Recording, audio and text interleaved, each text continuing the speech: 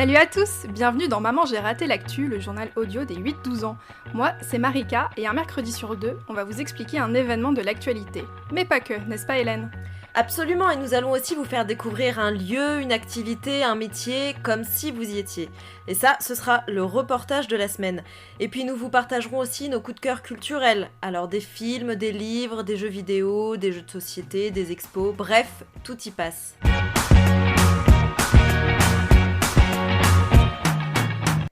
Bonjour à tous, bienvenue dans ce nouvel épisode de Maman j'ai raté l'actu. Merci aux auditeurs qui nous ont laissé de chouettes notes sur Apple Podcast ces dernières semaines, ça fait vraiment chaud au cœur. Je salue aussi le compte Manani Plus qui nous a laissé un commentaire sur YouTube suite au témoignage d'Anina Chouchou à propos des enfants qui n'ont pas accès à l'école et au racisme entre camarades. C'est très important pour nous d'avoir ce lien avec vous, donc par commentaire, mail, message privé, n'hésitez pas à nous écrire. Et surtout, si vous avez envie qu'on se rencontre, j'organise un atelier le 22 novembre prochain. Ça fait partie d'un événement qui s'appelle Startup for Kids. Et l'atelier que je vous propose, c'est pour tout simplement apprendre à faire une interview. Donc il suffira en fait de vous inscrire. On mettra toutes les informations sur les réseaux sociaux quand on les aura. Et Hélène, du coup, tu seras parmi nous ? Alors ça va être un petit peu compliqué, je ne suis pas sûre parce que moi actuellement j'ai 4 heures de décalage par rapport à toi, Marika. Ah bah alors attends, je n'en dis pas plus parce qu'en effet tu vas nous emmener dans un bout de France à 6000 km de Paris. Allez promis, ça arrive dans quelques minutes. Merci de ménager ce suspense insoutenable, Marika. Toi, tu vas nous parler d'un petit jeu inconnu, qui compte quand même plus de 250 millions d'utilisateurs à travers le monde. Je vous rappelle qu'on est 67 millions en France, donc c'est quand même un truc de ouf, hein. Il s'agit bien entendu de Fortnite. Et oui, Fortnite, et on terminera par un peu d'histoire. Nous sommes aujourd'hui le 11 novembre, et si vous n'avez pas école, c'est parce que cette journée a tout simplement marqué l'histoire de France, rien que ça. D'ailleurs, la France, Marika, tu es au courant qu'elle a des territoires partout dans le monde ? Oui, tout à fait, je crois que c'est ce qu'on appelle les Outre-mer. Outre-mer qui signifie tout simplement au-delà des mers, car effectivement, pour rejoindre ces 12 territoires présents aux 4 coins de la planète, il faut traverser un certain nombre d'océans. Ces territoires d'outre-mer sont majoritairement des îles, mais pas que, comme la Guyane par exemple, qui se trouve en Amérique du Sud, près du Brésil. Et du coup, toutes ces Outre-mer, ça représente beaucoup d'habitants ?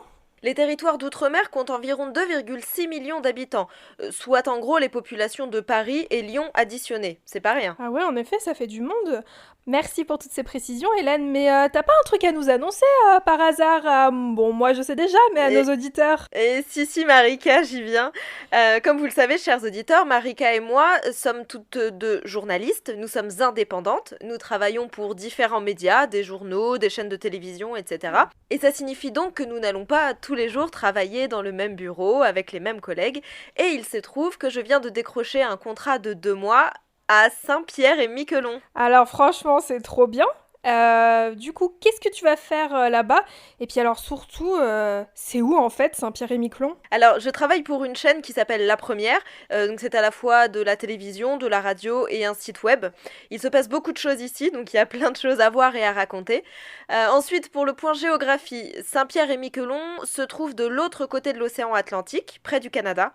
Saint-Pierre-et-Miquelon, en fait, c'est un archipel. C'est ainsi que l'on appelle un groupe d'îles. En tout, l'archipel compte 8 îles. Les plus importantes sont l'île de Saint-Pierre et l'île de Miquelon. Miquelon est elle-même composée de 3 presqu'îles, c'est-à-dire de 3 îles reliées par des petites bandes de terre que l'on appelle isthmes. Ouais, ça fait beaucoup de nouveaux mots d'un coup. Juste pour vous aider à l'écrire, isthme, ça s'écrit I-S-T-H-M-E. Et voilà, ça fera super bien si vous sortez ça à votre maîtresse à votre prochain cours de géo. Là, obligé, vous devenez le chouchou direct. Et donc la quasi-totalité de la population est concentrée sur l'île de Saint-Pierre, qui représente 26 km², ce qui est vraiment petit. Je sais pas très bien à quoi vous le comparez en fait. Disons que ça fait un quart de la ville de Paris environ. Ah ouais. Et l'île de Miquelon, en revanche, est beaucoup plus grande, environ 200 km². Et pour ce qui est du climat, déjà il faut savoir que l'archipel se trouve dans l'hémisphère nord. Comme la France, les saisons sont donc les mêmes. Ah oui, c'est vrai, donc en fait dans l'hémisphère sud, les saisons sont inversées par rapport à nous. Voilà, exactement. Donc pour le moment, les températures m'ont l'air un peu plus basses qu'en France, mais ça reste raisonnable, entre 2 et 10 degrés selon les jours en fait. Je ne peux malheureusement pour le moment pas vous emmener en reportage parce que je suis en septaine. Cela signifie qu'en arrivant sur l'île, il me faut rester une semaine à l'hôtel et je ne dois fréquenter personne. Je me suis fait livrer mes courses par exemple. Cette mesure, c'est bien évidemment pour éviter que les gens qui ne viennent de France ne contaminent les habitants de l'archipel. Pour ma part, je suis arrivée jeudi dernier, je dois faire un test demain, et dès que j'aurai le résultat, négatif, hein, on l'espère tous bien sûr, je pourrai aller à la rencontre de mes collègues en vrai, parce qu'en fait pour le moment je fais du télétravail, j'écris des articles pour le site web, et j'échange avec mes collègues par message, je fais la réunion du matin avec eux, mais par visioconférence, et en fait c'est assez étrange d'arriver dans un endroit et de pas pouvoir le visiter. Mais bon, c'est pour le bien de tout le monde, donc je prends mon mal en patience. Et alors, Saint-Pierre-et-Miquelon, c'est français depuis longtemps? Alors j'ai encore beaucoup de choses à apprendre ici, mais ce que je sais, c'est qu'en 1536, l'explorateur français Jacques Cartier est passé par là. Il a posé pied sur l'île Saint-Pierre, qui ne s'appelait pas comme ça à l'époque, parce qu'en fait c'est lui justement, c'est Jacques Cartier à ce moment-là qui lui a donné ce nom. Mais en tout cas l'archipel était déjà connu, les pêcheurs normands, bretons et basques venaient ici pour pratiquer la chasse à la baleine. Et en fait petit à petit ils ont commencé à construire des installations sur l'île Saint-Pierre notamment, et d'ailleurs sur le drapeau de Saint-Pierre-et-Miquelon figurent les drapeaux basques, bretons et normands. Ah bah, toi qui viens de Normandie, déjà, tu dois être contente et tu ne devrais pas être trop dépaysée. Bon, en tout cas, j'ai hâte que tu nous racontes tout ce que tu vas voir et découvrir là-bas. Je crois que je t'ai déjà demandé s'il y avait par exemple des chiens à Saint-Pierre-et-Miquelon. Je t'ai déjà demandé ce que tu mangeais, je t'ai déjà demandé, bref, plein de choses. Et d'ailleurs, merci pour tes photos et tes stories sur Instagram. On peut voir que tu trouves des grosses carottes, par exemple. Ça me permet de voyager un peu, bah, malgré le confinement, parce que les grosses carottes, on n'en voit pas tous les jours. Et moi j'ai hâte de pouvoir sortir. J'envisage de prendre des cours de patin à glace ici par exemple, mais avant, bon bah en fait il faut que j'achète des patins à glace, parce que ici la patinoire n'en loue pas, c'est pas comme en France. Ici la patinoire c'est pas quelque chose d'extraordinaire, elle est là toute l'année, donc en fait les gens ont tous leurs patins. Eh bien, nous finirons cette rubrique en disant que Hélène, bah, fais attention à toi, reviens pas avec un pied dans le plâtre, mais bon, je suis sûre que tu excelleras dans le patin comme tu excelles dans le podcast.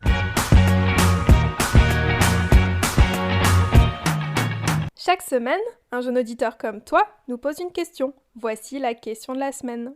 Bonjour, je m'appelle Pierre, j'ai 9 ans, je suis en CM1 et je voulais demander pourquoi est-ce que Fortnite est si connu ? Alors, avant de diffuser la réponse, je laisse l'intervenant de la semaine se présenter, vous connaissez le concept, mais il va aussi nous définir Fortnite, car je ne suis pas sûre que tout le monde connaisse. Je m'appelle Nicolas Vitoz, je suis rédacteur en chef de Desserto.fr, qui est un site d'actualité sur les jeux vidéo et qui traite notamment de Fortnite depuis que le jeu est sorti à l'automne 2017. Donc Fortnite, c'est ce qu'on appelle un Battle Royale, c'est-à-dire que c'est un jeu où au départ vous êtes 100 à atterrir sur une carte, et à la fin, celui qui gagne, c'est le dernier qui survit. Donc c'est un principe très simple.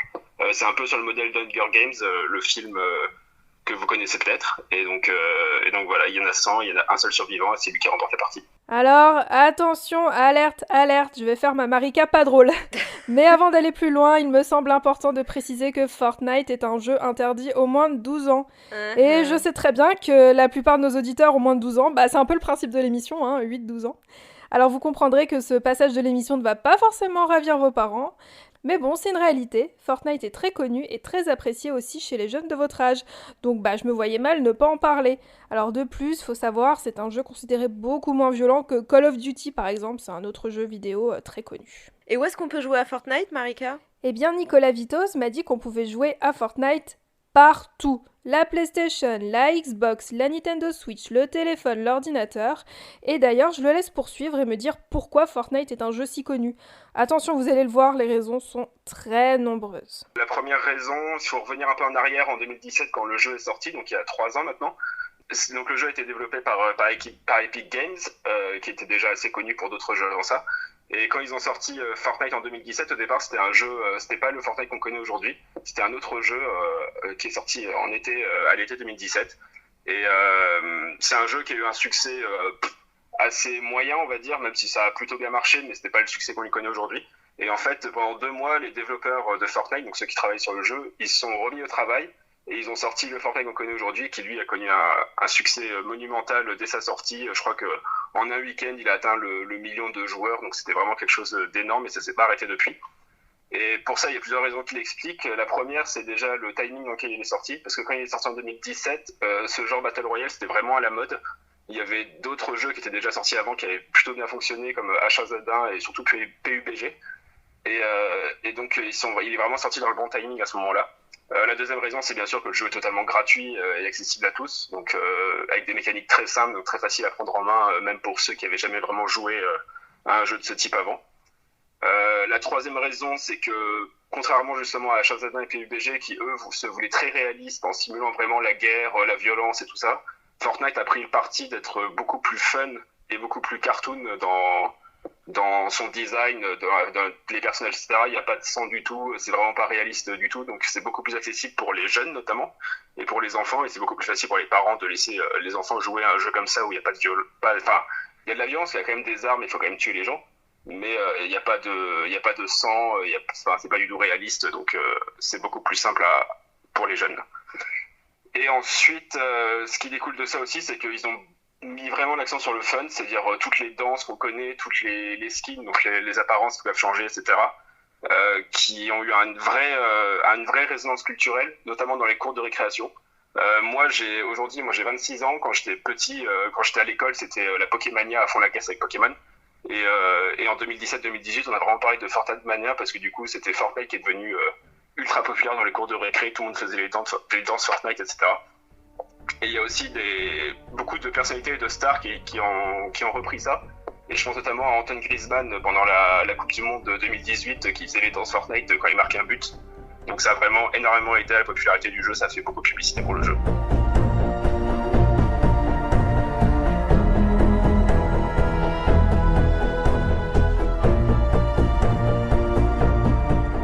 Et ensuite, il y a aussi des choix stratégiques qui ont été pris par Epic Games, donc les propriétaires du jeu.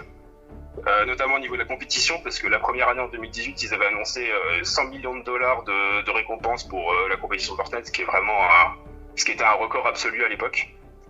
Et on se souvient aussi, celui qui a incarné ça, c'est Buga, donc le jeune de 16 ans qui est devenu le premier champion du monde et qui a gagné 3 millions de dollars à l'été 2018 pendant la Coupe du monde de Fortnite. Donc ça, c'était vraiment quelque chose d'énorme. Et ensuite, il y a aussi Epic Games a aussi mis en place ce qu'on appelle le code créateur. C'est-à-dire que quand vous achetez quelque chose dans la boutique de Fortnite, avec de l'argent réel, vous pouvez mettre le nom d'un YouTuber ou d'un streamer. Et cette personne-là reçoit une partie des gains, une partie de ce que vous avez acheté, de l'argent de ce que vous avez acheté. Et donc forcément, c'est une grosse incitation pour eux pour continuer à jouer à Fortnite et puis inciter les autres à jouer et à acheter des éléments, des objets dans le jeu. Et donc c'est comme ça qu'on a eu tous les records qui ont été faits dessus. On se souvient du streamer américain Ninja qui a fait un stream sur Twitch avec le rappeur Drake et qui ont battu le record d'audience sur Twitch et qui est encore d'actualité aujourd'hui, ça n'a toujours pas changé. Et puis en France, on a bien sûr Gotaga qui a énormément popularisé le jeu en France et il y a eu une vraie, c'était quelque chose d'énorme, tout ça, et ça l'est encore aujourd'hui d'ailleurs. Et enfin, la dernière raison que j'ai choisie, c'est que Epic Games entretient énormément le jeu. Quand on regarde le jeu quand il est sorti en 2017 et le jeu où il en est aujourd'hui, c'est vraiment plus du tout la même chose. Il y a des mises à jour toutes les semaines, des saisons très régulièrement, la carte qui change énormément, des nouvelles armes, bien sûr la boutique qui change tout le temps, etc. Et aussi, et ça c'était vraiment nouveau à l'époque, c'est la possibilité de pouvoir jouer entre toutes les plateformes. C'est-à-dire que vous pouvez jouer, vous êtes sur PlayStation, vous pouvez jouer avec un ami à vous qui est sur téléphone ou qui est sur ordinateur. Et même sur Xbox, entre PlayStation et Xbox, ça c'était vraiment la première fois que PlayStation acceptait de s'ouvrir à d'autres plateformes comme ça. Et ça, c'est vraiment la popularité de Fortnite qui a permis ça. Et aujourd'hui, c'est quelque chose qui se généralise un peu plus. Et ça, c'est grâce à Fortnite. Dis Marika, c'est quoi un streamer ? Un streamer, c'est une personne qui diffuse en direct ses parties de jeux vidéo. Donc en gros, vous regardez la personne jouer. Sur une plateforme en ligne, la plus connue étant Twitch. Donc bien sûr, vous pouvez regarder des gens jouer à Fortnite. Et oui, Hélène, j'ai regardé, il y a des gens qui diffusent leurs parties de jeux de Sims. C'est dingue. Oui, alors je sais pas si les auditeurs connaissent les Sims. C'est un jeu où vous incarnez des personnages. En fait, vous les créez, vous choisissez leur corps, leurs vêtements, mais aussi leur maison que vous pouvez fabriquer. Enfin, on part de zéro et vraiment on bâtit tout de A à Z. Et vous choisissez leur vie. S'il y en a qui veulent être des braqueurs, eh bien, ils le peuvent. Si certains veulent être riches, ils le peuvent, ou avoir une grande famille. C'était le jeu, ou c'est d'ailleurs peut-être toujours, as-tu une confession à nous faire, Marika? C'était ton jeu préféré, en tout cas, il y a quelques années. Eh ben, c'est toujours le cas. C'est toujours mon jeu préféré et tu me connais très bien. Je vous laisse essayer, franchement, les Sims, c'est assez rigolo si vous connaissez pas. Si tu as d'autres questions à nous poser sur n'importe quel autre sujet, envoie-nous un message audio avec ton prénom, ta classe, ton âge et ta question à mamanj'ai-raté-l'actu@gmail.com. On y répondra avec plaisir.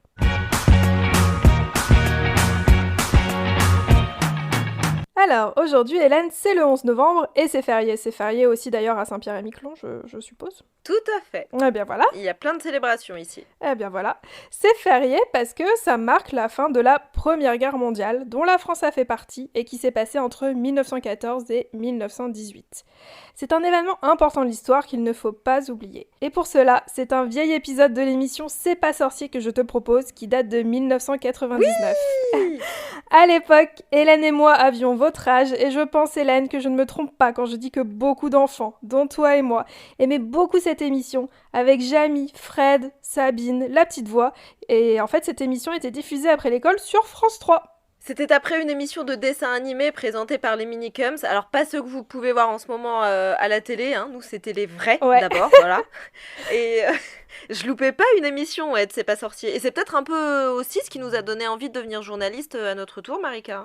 Oui, c'est vrai, parce qu'en fait C'est pas sorcier traitait beaucoup déjà de sciences, d'événements de l'histoire, enfin vraiment c'était à chaque fois des espèces de petits documentaires, et c'était super sympa. Et plus de 25 ans après sa création, oui Hélène, C'est pas sorcier a été créé en 1993. Tais-toi, Marika. Voilà, ça ne nous rajeunit pas. Mais C'est pas sorcier garde un peu de jeunesse quand même, parce que l'émission a une chaîne YouTube avec plein d'épisodes. Et pour faire connaissance avec cette super émission, je te propose donc de regarder l'épisode sur la Première Guerre mondiale. Je vais mettre le lien dans la description. Tu peux même proposer à tes parents de regarder avec toi, parce que déjà, ça se trouve, ils connaissent. Et puis surtout, ils apprendront sûrement plein de choses eux aussi. Et en plus, C'est pas sorcier, c'est vraiment une manière très agréable et légère d'apprendre des choses. Donc n'hésitez pas, filez voir cet épisode. Et surtout, après que vous l'ayez vu, n'hésitez pas à nous dire ce que vous en avez pensé. Tout ce dont nous avons parlé dans cet épisode sera présent dans la description, comme d'habitude.